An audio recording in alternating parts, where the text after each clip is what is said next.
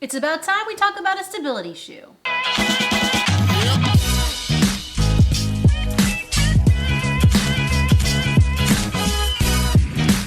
Good morning, YouTube. What's up, everybody? I hope you're safe and healthy and happy and doing okay. We've been doing a lot of first run impressions videos here. I know that, but I kind of have a lot of shoes to get through, and today we're gonna do another one.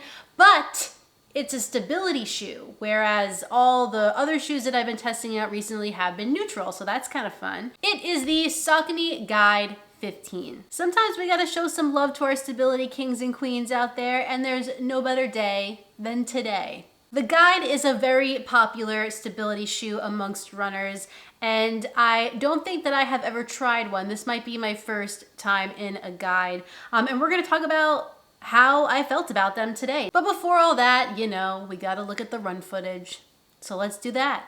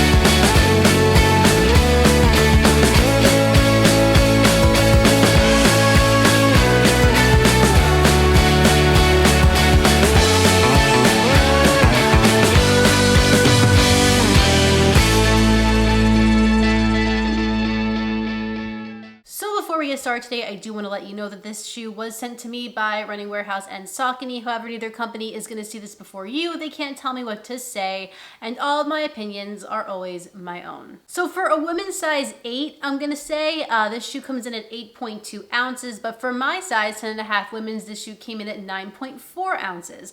So not incredibly heavy. We're kind of like in the middle ground there. It has an 8mm drop with 35mm of stack in the heel and 27 in the forefoot. And for me, the Saucony Guide 15 is true to size. So let's chat about this upper here. Saucony is using a simple engineered mesh. Nothing crazy to this. It's fairly lightweight and thin, but it does have some structure and overlays in the midfoot to give you a nice wraparound feel. And if we go to the back by the heel counter, it is very sturdy and kept my heel in place. Not only is this material breathable, but it is also pretty comfortable. If you stick your foot in there, or your hand, whichever one, you'll feel that there's kind of like a softer layer that sits on the top of your foot. I really do appreciate that, and I think that it's just gonna make the shoe that much more appealing to people. If we turn the shoe this way, you'll see that it's not super narrow, not super wide, kind of in the middle there, but I do also think that this shoe comes in wides. I could be wrong, I have to double check that, but that will be beneficial as well. The tongue is nicely padded and it is gusseted, really helps with that lockdown across the midfoot. And lastly, it just has the perfect amount of cushioning through the ankle collar, not too much, not too little. I really don't have anything bad to say about this upper. I quite enjoyed it. I felt that breeze passing through the forefoot, and I also really enjoyed that my toes weren't scrunched up here in the forefoot area. I had no issues with hot spots, blisters, or irritation here in the upper of the Guide 15, so it's a thumbs up for me, and I think they did a solid job. But the real interesting part about the shoe, obviously, and I think probably for every shoe, at least in my opinion, is the midsole. Here we have a couple of things to talk about. So we got Saucony's Power Run foam, and Saucony is saying that it's a softer version of Power Run. It's gonna give you more cushioning, but still providing a lightweight feel. As far as stability goes, Saucony is using a new technology called Hollow Tech, and what I'm gathering from what I've been reading about it, it's basically stability in the footbed rather than all the crazy technology that stability shoes usually have. They're kind of using the platform to keep you stable rather than shanks and all this crazy plastic technology. But there is a little bit of plastic in the shoe, in the heel and the medial side, kind of have a plastic shank. just to keep you even more grounded and level. Oh, and one thing that I also do want to mention that I think is pretty interesting is that the sock liner of this shoe, if I could get it out, is actually Power Run Plus. So it's a Power Run Plus sock liner, I guess, to give you just a little bit of extra cushioning. So I'm going to talk about this shoe's midsole in like two different categories, the midsole cushioning and then the stability elements. So as far as midsole cushioning goes, I'm really not all that impressed. I don't find this new softer Power Run foam to be that much softer or really that soft at all. And that's even with the Power Run Plus sock liner. Is it the firmest, most uncomfortable stability shoe that I've ever tried? Absolutely not. I just don't really find anything super special about this ride. I prefer a little bit extra give and cushioning that this shoe doesn't really have. Still, I did have a decent run in this shoe. I did 5.1 miles in it the other day.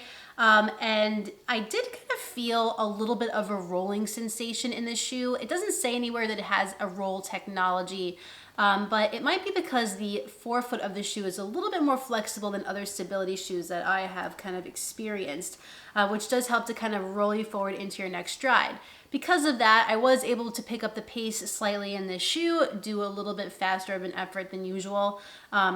It's not made for that, but you can do it. The ride of it kind of reminds me of like the Shift. It's firm, you kind of feel like you're sitting on top of a platform and there's really no ground feel. I did experience some response, but it really wasn't enough to wow me or kind of excite me about it. Now, in terms of stability, I actually quite like it. Lately, I like the fact that running shoe companies are trying to do different takes on stability shoes and use the footbed and that sort of construction to create a more stable platform rather than just shoving all these pieces of plastic and rigidity into the midsole. Here, I think they did a really nice job of that. I definitely was not overpronating. I mean, it looks like a pretty straight shot to me, and it didn't feel like it was forcing my foot in any direction, which is fantastic. I've tried stability shoes that have hurt my feet because they are directing them in such ways that I just don't agree with. This feels a little bit more natural and, dare I say, neutral. If you're worried about that plastic looking shank in the heel, the medial side of the heel, I wouldn't worry about it. I didn't even know it was there. I didn't feel it. If I didn't know anything about this shoe, put it on, or you blindfold me or something and told me it was a neutral shoe, I would absolutely believe you. Really nothing about the ride of this indicated a stability shoe for me. I think we've really come a long way in the stability shoe category and they've gotten a lot better, but I just wish we could get a little more give and cushion for those runners. It'll be interesting to see when I get the new ride if it feels as firm as this or if it feels a little bit softer because it's neutral. I don't know. That'll be interesting to test. And if we turn the shoe over, you'll see that Saucony is just using some rubber. So we got some in the forefoot, you got some in the heel and on the medial side of the shoe. And you got some exposed Power Run foam there as well. This traction felt fine to me on the road. I didn't feel like I needed to worry about my footing and like I was gonna have my feet slip out from under me. It was a dry day, so why would that happen? I don't know. But the traction seemed fine. I am seeing, surprisingly, a little bit of wear on the exposed Power Run. Could just be cosmetic, and a little bit wear on the top of the forefoot area, like by the toes. I think it's gonna hold up and give you lots of miles. I really think the whole shoe in general will hold up. I should have mentioned that. But yeah, just a little bit of wear. The Saucony Guide 15 is $139.95 on runningwarehouse.com. Totally a fair price, $140 for this shoe. It's gonna last a long time. And it's gonna be just a workhorse daily trainer for the stability runner. Just because I don't like the midsole feel doesn't mean you won't, and it won't work for you. If you're interested in picking up a pair of the Saucony Guide 15, just go to the links in the description of this video, click them, and pick up your own pair. Keep in mind, those are affiliate links with Running Warehouse. However, it doesn't mean much for you. It just helps out my channel so I can continue to sit here, continue to talk into a camera in the middle of my living room about a running shoe. Overall, it's not a shoe that I would want to grab every day. It's not necessarily a shoe that I get pumped to run in. But if you told me I had to pick a stability shoe to run in that day, this might be up there, maybe with the Arahi or something. Yeah, it's fine. It's just I don't really like the midsole feel. It's just not my taste. Again, I am excited to see how it differs from the ride because I know that's the same midsole, but I wonder if the stability elements of this impact at all. We're gonna find out. Well, everyone, that concludes my first run impressions of the Saucony Guide 15. If you enjoyed this video, please like it down below and subscribe. And when you're done with all that, hit the notifications bell so you can find out every time I upload a new video. I do actually like this colorway though. I know you needed to know that, so I had to point it out at some point. I have another video for you next week, but in the meantime, get out there, get on the grind, and don't forget to run like Heller. See you next time.